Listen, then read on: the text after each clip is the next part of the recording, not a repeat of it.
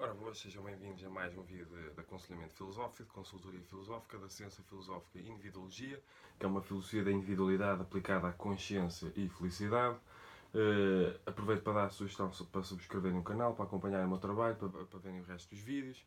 Se estiverem bem interessados em seguir o meu canal, coloquem lá em cima no sininho. E assim, sempre que eu publicar um vídeo, receberão uma notificação.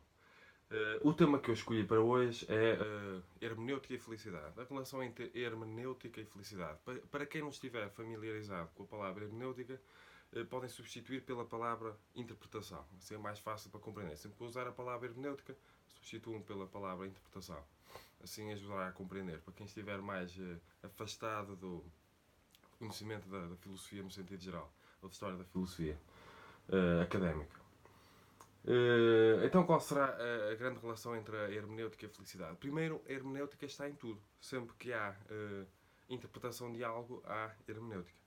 Dentro do enquadramento do meu trabalho, da ciência filosófica e individuologia, eu defino a hermenêutica como a ciência da interpretação para a compreensão.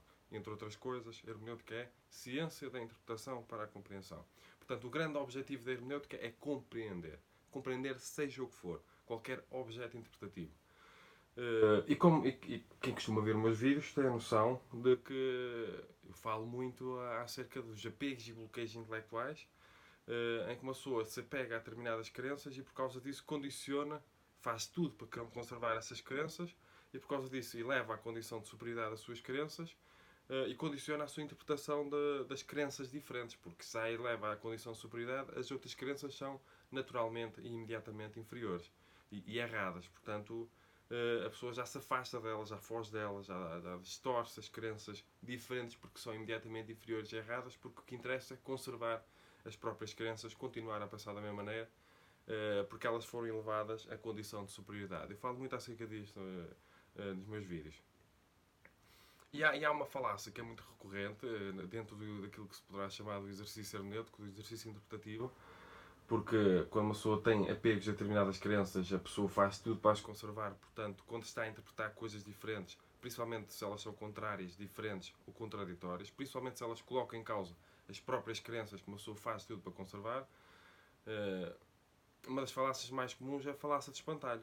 O que é que isso consiste? Consiste em distorcer os argumentos das crenças diferentes, as ideias diferentes, as teorias diferentes, para as tornar mais facilmente refutáveis.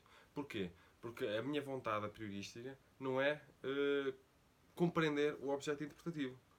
A minha vontade, a principal, a minha prioridade, mesmo que de forma inconsciente, é continuar a pensar da mesma maneira. Então a falácia de espantalho está sempre a acontecer.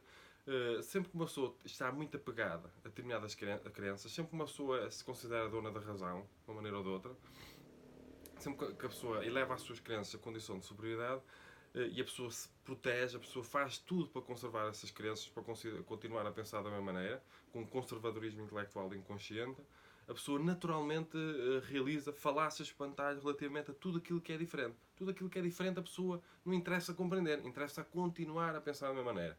A pessoa acaba por não querer ver a verdade, seja qual for a verdade. A pessoa não se interessa pela verdade. Uma pessoa com apegos e bloqueios intelectuais não tem a verdade como prioridade. Não tem a verdade daquilo que está a interpretar. Não tem a compreensão daquilo que está a interpretar como prioridade. A sua prioridade é continuar a pensar da mesma maneira. Porque deixar de pensar dessa maneira pode implicar ou questionar, colocar em causa as próprias formas de pensar, as próprias crenças, o próprio sistema de crenças pode ser desconfortável, pode doer. E como a pessoa foge da dor e do desconforto na imediatidade por causa do ego, que é um sistema de sobrevivência que serve para fugir da dor e da morte, o nosso ego, a pessoa não quer desconforto, não quer entrar na zona de desconforto intelectual. Portanto, a pessoa prefere fugir, prefere andar sempre a fugir, sempre a distorcer, sempre a criar falácias, espantalho, tudo aquilo que é diferente.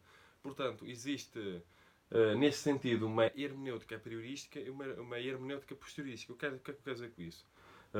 Eu divido, entre aspas, para ajudar a compreender as coisas. Quando eu tenho apegos e bloqueios intelectuais, eu, a priori, eu não quero compreender, seja o que for, tal como é.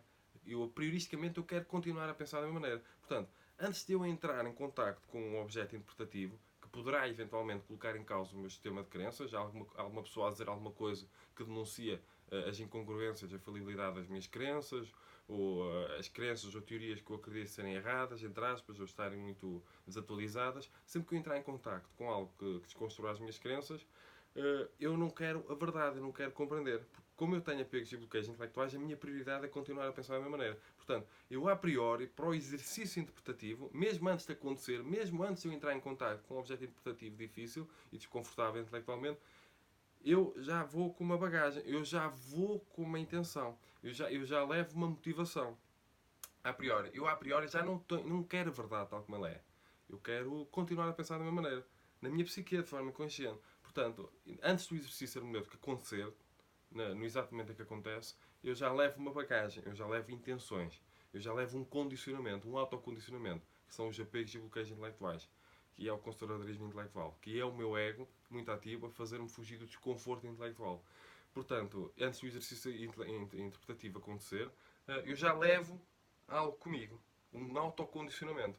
Portanto, existe uma hermenêutica priorística e uma hermenêutica posteriorística, que é quando eu entro em contato com o objeto interpretativo, a posteriori estou a interpretar, ou poderei estar a fugir, mas estou a interpretar o objeto. Portanto, há uma hermenêutica a priorística e uma hermenêutica posteriorística. Tem a ver também com o instante em que estou a interpretar e com a reflexão que eu faço acerca disso. Portanto, quando eu tenho apegos e bloqueios intelectuais, eu a prioristicamente estou condicionado. Mas também, e se estou condicionado a prioristicamente, estou também condicionado posterioristicamente. Mas também estou condicionado posterioristicamente. Porque, por norma, as pessoas não mudam no exercício interpretativo. Se uma pessoa não se trabalha interiormente para ter abertura consciencial, para não elevar as suas crenças à condição de superioridade, se as pessoas aprendem a ter não aprendem a ter humildade interior, curiosidade intelectual, vontade de aprender coisas novas, vontade, como é que eu ia dizer? Dar dignidade ontológica à mudança. A pessoa perceber que mudar é bom. Que aquilo que é diferente poderá ser melhor do que aquilo que uma pessoa imagina. Se uma pessoa não tiver essa abertura consciencial a priorística, a pessoa nunca conseguirá lidar adequadamente com a diferença intelectual. E se uma pessoa estiver infeliz, esta que é a grande questão, uma pessoa nunca conseguirá transitar de um estado de infelicidade para um estado de felicidade. Porquê? Uma das primeiras coisas que uma pessoa tem de fazer quando percebe que está infeliz, porque a pessoa pode estar infeliz e nem sequer ter a noção disso, verdadeiramente, com uma grande consciência, é colocar em causa, uma das coisas que a pessoa tem de fazer mesmo, é colocar em causa o próprio sistema de crenças. Colocar em causa a própria vida, a própria forma de pensar, aquilo que anda a fazer, aquilo que anda a comer, até mil e uma coisas.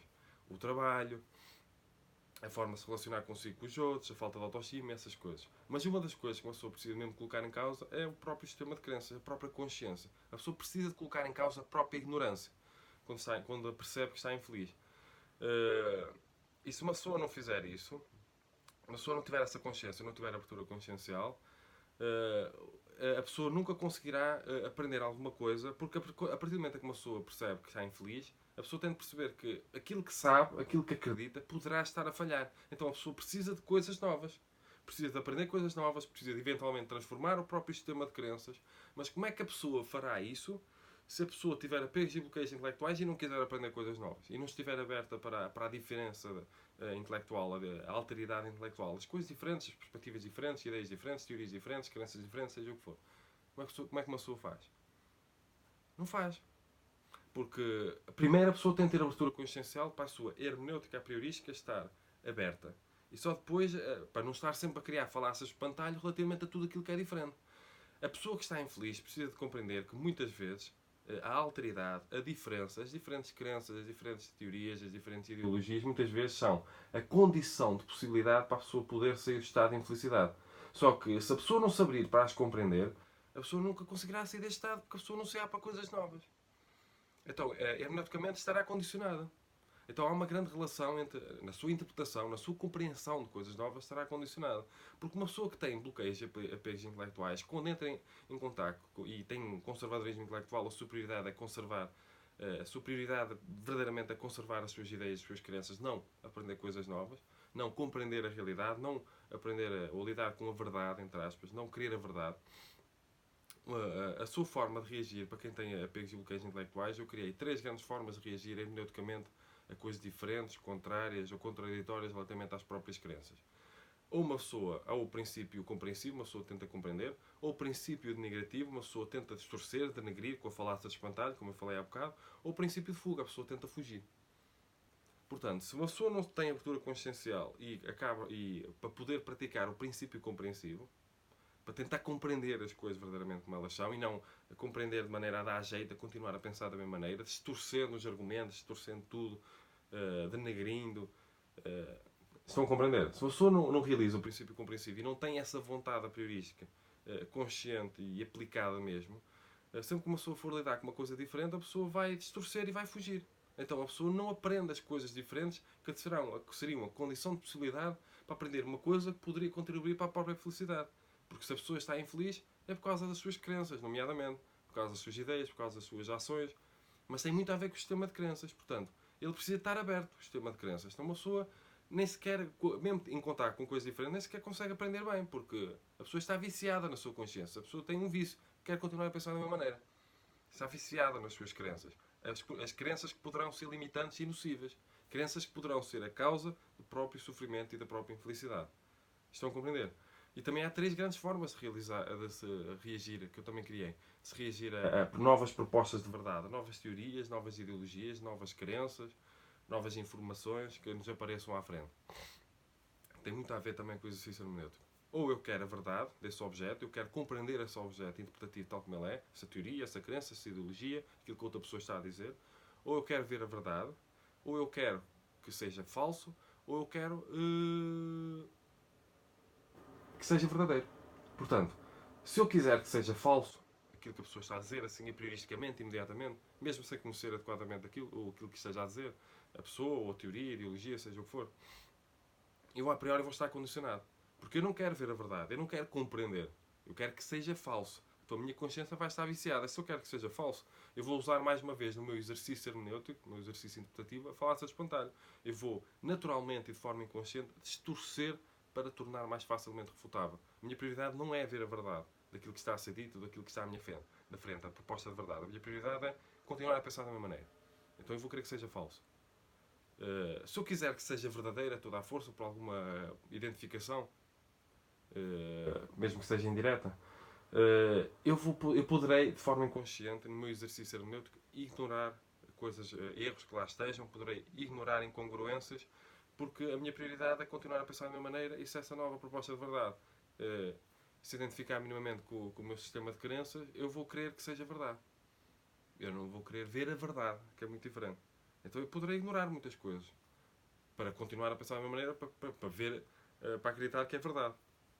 E para o meu sistema de crenças continuar igual. Mas se eu quiser a verdade, é diferente. O que é querer a verdade? Querer a verdade no exercício hermenêutico, no exercício interpretativo, é querer compreender o objeto, pode ser uma teoria, uma ideia, uma ideologia, uma crença, seja o que for, tal como é.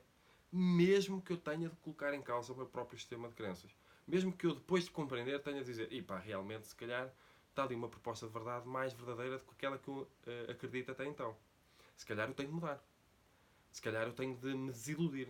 Se calhar eu tenho de mudar o meu sistema de crenças. Só que como é difícil este exercício de autoconsciência e de autoquestionamento, por norma, as pessoas ou querem que seja verdadeiro ou querem que seja falso. As pessoas não querem a verdade.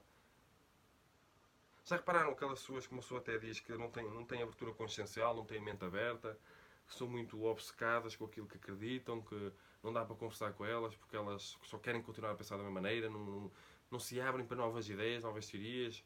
É interessante que há pessoas que às vezes são muito convictas acerca de um assunto, são muito contra ou muito a favor relativamente a um assunto, e uma pessoa em conversa questiona e percebe que a pessoa não sabe nada acerca do assunto, mas no entanto a pessoa tem muita convicção. Às vezes não sabe nada mesmo acerca do assunto. É muita convicção, é muito contra ou muito a favor um assunto, ou não tem lógica nenhuma, ou começa a realizar juízos lógicos, a dizer que tem lógica, que não tem lógica, que é um absurdo, e vai saber a pessoa não sabe nada acerca do assunto. Pronto, isto é um fanatismo e são preconceitos muitas vezes criados de forma inconsciente por apegos e bloqueios intelectuais, por precipitação intelectual, por a falta de prudência intelectual e muitas vezes até por um efeito de Dunning-Kruger, uma incapacidade da pessoa reconhecer a própria ignorância ou a própria incompetência. Portanto, isto acontece muito até entre pessoas muito inteligentes. Pessoas muito inteligentes são muito preconceituosas, têm muitos apegos e bloqueios intelectuais, estão muito obcecadas, estão muito como é que eu vou dizer, são muito apagadas dentro do próprio sistema de crenças e não estão abertas para novas ideias. Então tudo aquilo que é diferente tem de ser errado, tem de ser ridículo, tem de ser absurdo. A pessoa coloca logo rótulos para continuar a pensar da mesma maneira.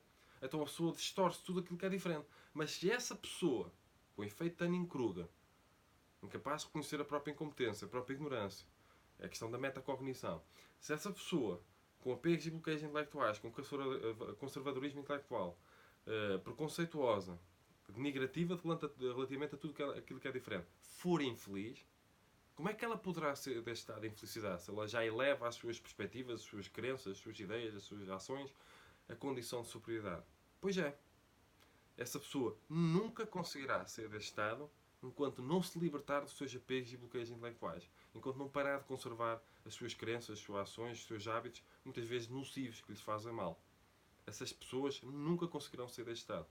A não ser que se abram intelectualmente, que tenham uma abertura consciencial, para depois poder ter uma hermenêutica priorística adequada, para quando aparecer uma coisa diferente, uma coisa nova, ter abertura e ter até vontade de aprender uma coisa nova, de compreender e de ver a verdade dessa proposta de verdade nova que possa aparecer à sua frente. Então, em termos de consultoria filosófica, de aconselhamento filosófico, isto é muito importante, porque há pessoas muito infelizes mesmo, a sofrer constantemente, mas a querer conservar muitas vezes exatamente aquilo que lhe está a fazer mal. As suas crenças, as suas crenças espirituais, as suas crenças religiosas. A pessoa sente-se culpada por ser feliz porque tem uma religião em que a figura máxima sofreu, então ela também tem de sofrer para se tornar digna, ou para ir para o céu, ou seja o que for. Então a pessoa incorpora muitos arquétipos socioculturais, muitas crenças que muitas vezes estão a destruir essa pessoa por dentro. Enquanto a pessoa não se libertar, não ganhar abertura consciencial, para depois poder interpretar só depois da abertura consciencial e de vontade de aprender coisas novas. Uma pessoa poder ser tipo esponja, absorver tudo, querer aprender tudo e dar dignidade e não elevar as suas crenças à condição de superioridade e dar dignidade ontológica às coisas diferentes, a pessoa nunca poderá ser deste estado. Porque a pessoa não se abre, mesmo que a pessoa está infeliz. Mesmo que apareça aqui uma filosofia fantástica à sua frente, uma filosofia prática, uma coisa fantástica, uma teoria, uma ideologia, seja o que for, fantástica para a pessoa poder ser feliz se puser em prática, a pessoa não vai interpretar aquilo adequadamente. Porque se aquilo for contra as próprias crenças, ou for contraditório, ou for simplesmente muito diferente às próprias crenças, a pessoa não se irá abrir para compreender aquilo. A pessoa nem irá compreender isso aí adequadamente.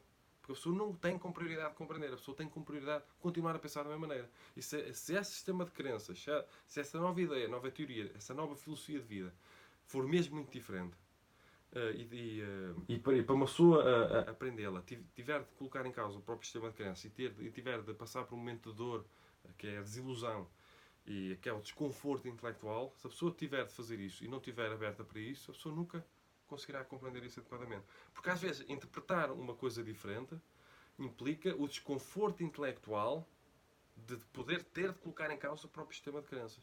E como se as pessoas já a priori não tiverem essa disponibilidade para lidar com o desconforto intelectual de colocar em causa o próprio sistema de crenças, a pessoa, a prioristicamente, não tiver essa disponibilidade, a pessoa às vezes não irá compreender o objeto interpretativo que está à sua frente tal como é. Não irá querer ver a verdade desse objeto interpretativo.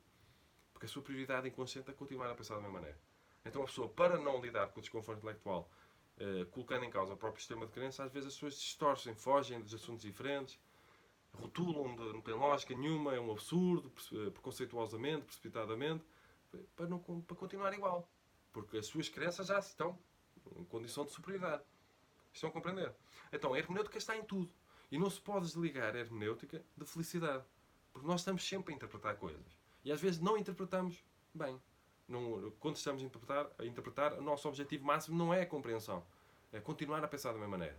Mas se nós estivermos infelizes da maneira que pensamos, por causa da maneira em que pensamos, nós vamos estar... É um círculo vicioso de infelicidade. A pessoa parece uma coisa diferente. Poderá ser a condição de possibilidade de uma pessoa sair deste estado de infelicidade, transitar para um estado de felicidade, mas como uma pessoa tem apegos e bloqueios intelectuais por causa da sua ignorância e não quer abrir mão dessas crenças, a pessoa distorce estas novas ideias, aparece uma nova filosofia de vida fantástica para a pessoa ser feliz, mas a pessoa não se abre para ela, começa a criar rótulos, a rotular, a distorcer, a fugir, com falácia espantalho, por exemplo, para continuar a pensar da mesma maneira, e é assim, a pessoa nunca sabe para uma coisa nova, continua infeliz, a fugir de tudo aquilo que é diferente, a distorcer tudo aquilo que é diferente, para continuar a pensar da mesma maneira e continuar a ser infeliz, por causa da maneira que pensa, mas a pessoa não sabe para coisas novas. E eu estou a repetir-me para as pessoas compreenderem o que é que acontece. E tem tudo a ver com o exercício hermenêutico. De uma forma inconsciente, a pessoa não se apercebe. Então, não, às vezes, simplesmente não basta a pessoa estar infeliz, vem uma consulta, está infeliz, já há aqui uma filosofia de vida fantástica para si. Tome lá alguns conhecimentos, algumas práticas dessa filosofia de vida para a pessoa ser feliz. Não basta isso. É preciso desconstruir a consciência, mostrar onde poderá haver apegos e bloqueios intelectuais, para a pessoa compreender que se não se abre para coisas novas, se não para de rotular preconceituosamente e precipitadamente as coisas novas e diferentes, se a pessoa não para de rotular e de fugir, de distorcer, de denegrir, seja o que for, a pessoa não poderá sair deste estado. Porque a pessoa que está infeliz precisa de coisas novas e diferentes. E precisa aprender a relacionar-se hermeneuticamente com essas coisas novas e diferentes. Sem distorcer, sem denegrir, sem fugir. Simplesmente a querer compreender. Ganhar curiosidade intelectual para aprender coisas novas. Dar dignidade ontológica às coisas diferentes. Aprender coisas novas, aparece uma coisa nova, um assunto novo, um assunto diferente, insólito, inusitado, em vez de julgar precipitadamente, em vez de considerar que não tem lógica, uma lógica que no fundo eu não compreendo, eu procuro compreender. Procuro compreender, vou estudando isto, vou estudando aquilo. Assim sim, uma pessoa poderá sair deste estado de infelicidade. Mas se uma pessoa estiver infeliz, até pode procurar livros de filosofia, de autoajuda, seja o que for, psicologia, seja o que for, para aprender, para poder ser feliz. Mas querer continuar a pensar da mesma maneira, a maneira que está a pôr infeliz, a pessoa não sairá deste estado. Por causa dos apegos e bloqueios intelectuais, por causa do conservadorismo intelectual, por causa do ego. Então, às vezes, para uma pessoa sair de um estado de infelicidade e transitar para um estado de felicidade, a pessoa precisa de passar por um momento de dor, um momento de desconforto, em que coloca em causa o próprio sistema de crenças, em que se desapega das próprias crenças para poder interpretar, até para uma coisa básica como interpretar as coisas diferentes de forma adequada, procurando compreender. A prioridade de uma interpretação, esta é a questão hermenêutica, a prioridade das prioridades de uma interpretação, de seja o que for, é a compreensão do objeto interpretativo e ver a verdade do objeto interpretativo. A prioridade não pode ser eu querer continuar a pensar da mesma maneira, a prioridade não pode ser distorcer, continuar a pensar da mesma maneira, a prioridade não pode ser o conforto. Uma pessoa que está a interpretar alguma coisa tem de estar disponível para lidar com o desconforto intelectual que implica colocar em causa o próprio sistema de crenças, caso apareça alguma coisa que denuncie incongruências do próprio sistema de crenças, ou falhas, ou erros, seja o que for. Estão a compreender? Portanto, precisamos de abertura consciencial. Porque a diferença é, para quem está infeliz, a diferença, as ideias diferentes, teorias diferentes, as crenças diferentes, são a condição de possibilidade de poder ser este estado de infelicidade. E é preciso aprender a relacionar-se com as coisas diferentes. Aprender a ter uma autoconsciência no exercício hermenêutico, no exercício interpretativo, no exercício intelectual. Portanto, fica aqui mais uma reflexão filosófica para pôr a pensar, porque não basta procurar coisas que contribuam para a felicidade, é preciso compreender de que forma é que podemos estar diante de uma coisa que contribui para a nossa felicidade, mas como coloca em causa o próprio sistema de crenças e obriga a lidar com o desconforto intelectual, a pessoa foge, a pessoa não lida com isso. Pronto, temos de refletir acerca disto. Portanto, se gostarem deste vídeo, dos meus vídeos no sentido geral, subscrevam o canal, comentem, partilhem, ponham like, porque é importante para dar sustentabilidade e crescimento ao canal. Se quiserem mesmo seguir, coloquem lá em cima no sininho e sempre que publicar um vídeo receberão uma notificação. Portanto, sejam felizes e cumprimentos filosóficos.